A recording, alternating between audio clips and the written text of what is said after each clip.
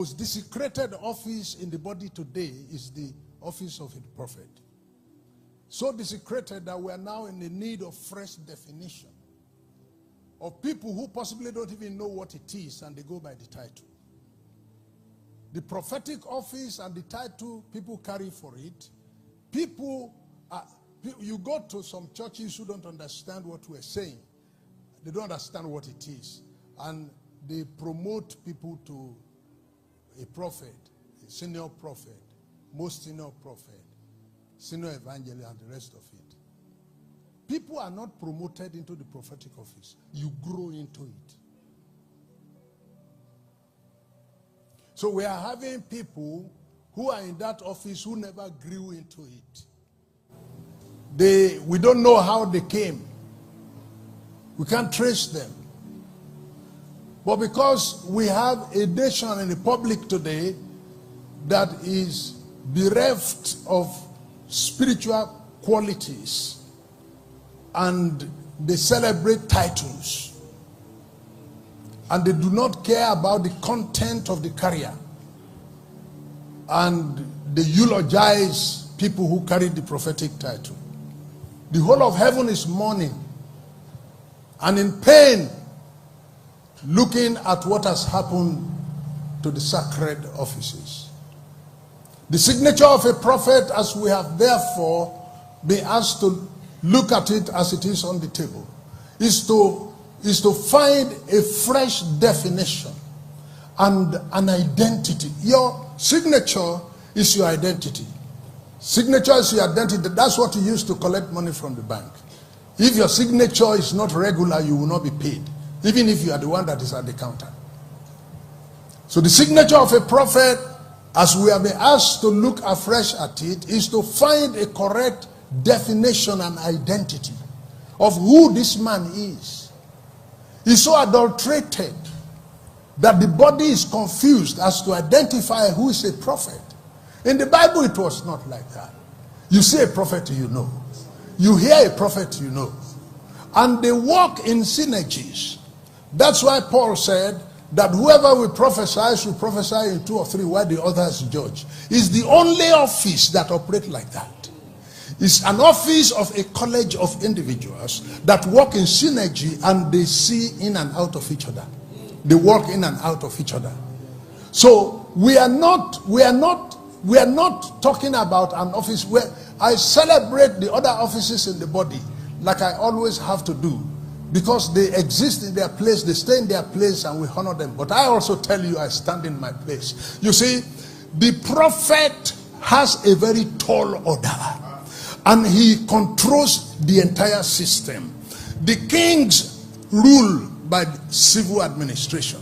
The prophet rule by prophetic instinct. And that's how a prophet, for instance, in the mold of Elijah, will tell the king, please go and gather all Israel and wait for me over there. King send people, prophet send king.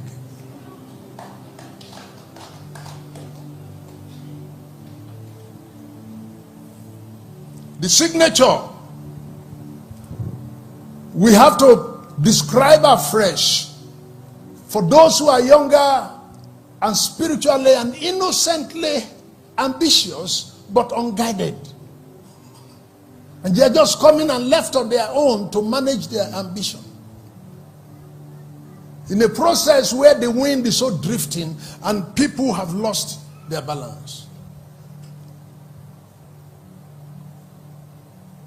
The signature of a prophet that talks about the identity is a man that is almost not a man. When the man is at home and at work, you will not think he's a man. He's like God. He's a man at par with angels.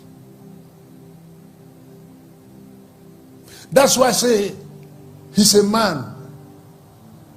On another day, he's not a man. Were he a man, will angels be serving Elijah and setting table for him and waiting to come and eat? Were he a man, And God will send his own chariot that he rides, that they should go and bring him. The Bible talks about the fact that we shall be changed. But Elijah was carried.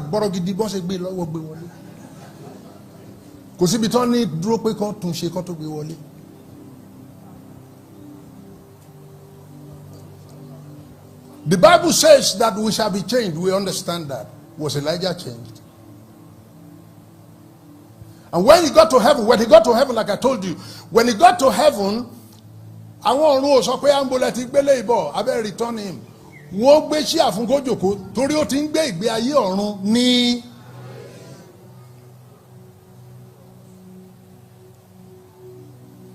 He possibly will even identify some of the angels that he had been seeing.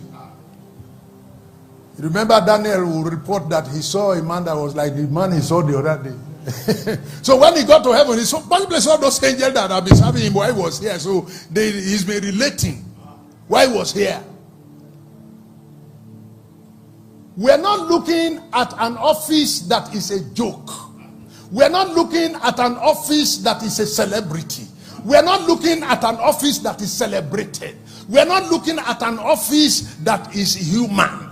We're not looking at a person that is everybody's person. And when he was ready to go, the signature of a prophet, and he knew he was going, and the heavens have told him where they will pick him up.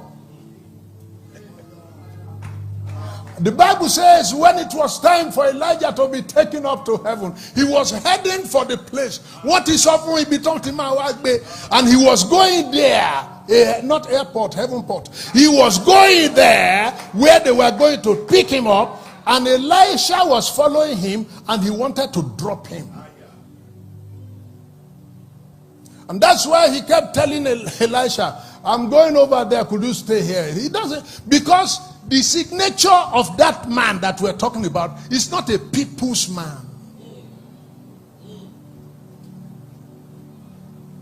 He's not a people's man.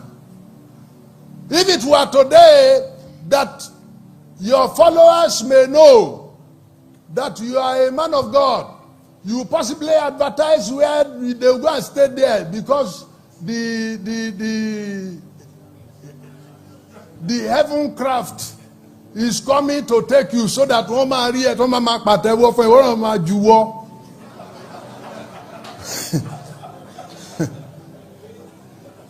I see certain people who go about the way they run ministry today, I laugh. The most powerful prophets don't even want anybody around.